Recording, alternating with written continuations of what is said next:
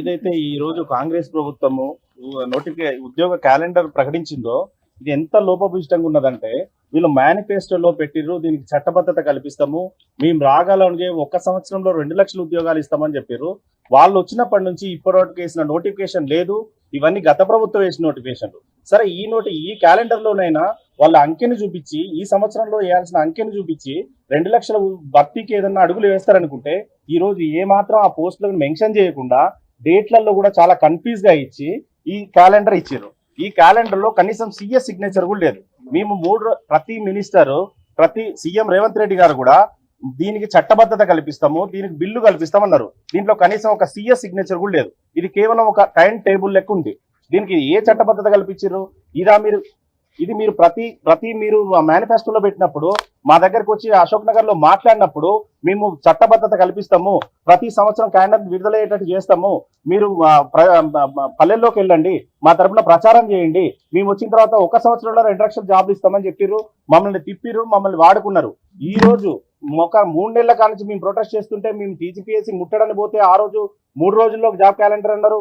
తర్వాత మేము వచ్చేసి ఈ అశోక్ నగర్ చౌరస్తాలో చేస్తే మళ్ళీ 3 రోజుల క్యాలెండర్ అన్నారు. ఈ అసెంబ్లీ సెషన్ లో క్యాలెండర్ అన్నారు. చివరిసారిగా ప్రయత్నించారు. మేము మార్నింగ్ నుంచి దీని గురించి వెయిట్ చేస్తున్నాము. సరే ఇప్పటికైనా క్యాలెండర్ ప్రకటిస్తారు, దీన్ని చట్టబద్ధత కల్పిస్తారనుకున్నాం, దీంట్లో అంకెలు చెప్తారనుకున్నాము.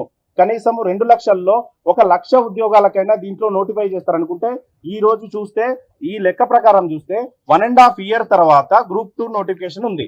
ఇప్పుడు పెట్టిన ఎగ్జామ్ నోటిఫికేషన్ ఇప్పుడు డిసెంబర్ లో మొన్న పోస్ట్ పోన్ చేసిన ఎగ్జామ్ ఆల్రెడీ గత ప్రభుత్వం నోటిఫికేషన్ వాళ్ళు డిసెంబర్ లో పెడుతున్నారు.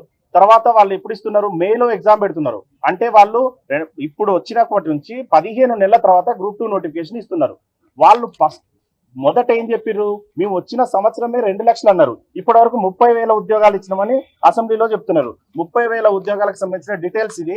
30,000 ఉద్యోగాలలో ఏ రోజు ఈ నోటిఫికేషన్ ఎప్పుడు వచ్చింది, ఎగ్జామ్ ఎప్పుడు పెట్టిర్రు, రిజల్ట్ ఎప్పుడు ఇచ్చిర్రు, ఇది ఎప్పుడు వచ్చింది? 2022లో వచ్చినాయి. ఇవి ఎగ్జామ్స్ అయిపోయినాయి.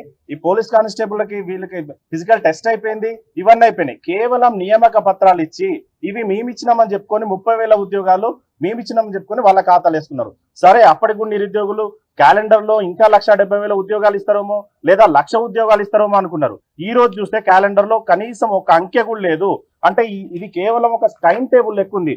ఒకటే దానిని గ్రూప్ 1 ఒక కాలంలో ఇవ్వాల్సిన గ్రూప్ 1 ని ఒక కాలంలోనేమో నోటిఫికేషన్ డేట్ ఇచ్చిర్రు, ఒక కాలంలోనేమో ప్రిలిమ్స్ డేట్ ఇచ్చిర్రు, ఒక కాలంలో మెయిన్స్ డేట్ ఇచ్చిర్రు. అంటే ఊరికే డొల్ల కోసం ఇది కేవలం మమ్మల్ని మభ్య పెట్టడానికి ఇచ్చిర్రు. దీన్ని చూసిన తర్వాత మాకు ఇంకా నిరాసక్తి ఉంది.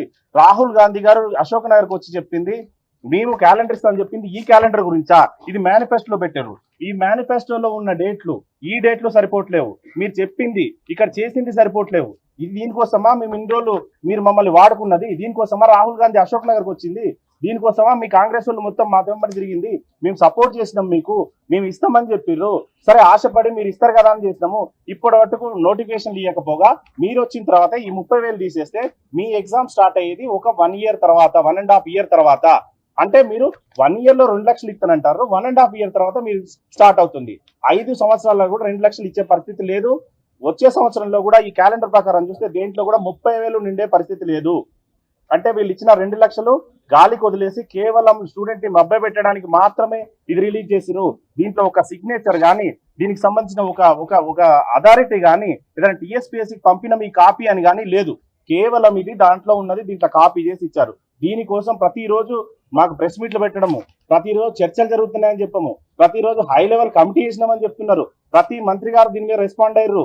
రేపు వస్తుంది చూడండి, మాపొస్తుంది చూడండి, కమిటీ నడుస్తుంది, మా క్యాబినెట్ మీటింగ్ లో చర్చించారు. దీనికోసమా క్యాబినెట్ లో మీటింగ్? దీంట్లో ఏముందని క్యాబినెట్ లో మీటింగ్ చర్చించారు? దీంట్లో ఒక సంతకం లేదు, ఒక అథారిటీకి మేము పంపించినాము ఆర్డర్స్ అని లేదు, ఒక జీవో ఇష్యూ చేసినాం జీఏడి వాళ్ళకి ఫలానా డేట్ లో ఇవ్వమని చెప్పింది లేదు. ఏది లేకుండా ఉట్టి వైట్ పేపర్ ఇచ్చి ఇది క్యాలెండర్ ప్రకటించి ఎంత నిరుద్యోగులను మోసం చేస్తుందో ఈ గవర్నమెంట్ మొత్తం ప్రజలందరూ ఆలోచించాలి. మేము ఇంతగనం చేస్తే కనీసము ఈ రోజు కనీసం ఒక దీంట్లో అంకెలు ప్రకటిస్తామని చెప్పారు. అంకెలు ప్రకటిస్తాము 2 లక్షలకు సంబంధించి అన్నారు. ఏది ఒక్క అంకె ఉందా? దీంట్లో ఒక సంఖ్య ఉందా? సరే ఆ సంఖ్యను మీరు ఈ డేట్ లో పంపించాలని ఒక జీవో ఇచ్చిరా, జీఏడీకి లెటర్ పెట్టిరా? సరే ఈ డేట్ల ప్రకారం టీఎస్పీఎస్సీ ఎగ్జామ్ కండక్ట్ చేయమని మీరు టీఎస్పీఎస్సీకి లెటర్ ఇచ్చిరా? ఏమీ లేదు. వెనక ఎవరికి ఆర్డర్ పంపలేదు, కేవలం ఇది ప్రెస్ కి రిలీజ్ చేసారు. ఇది అవుతుందనే మాకు నమ్మకం లేదు.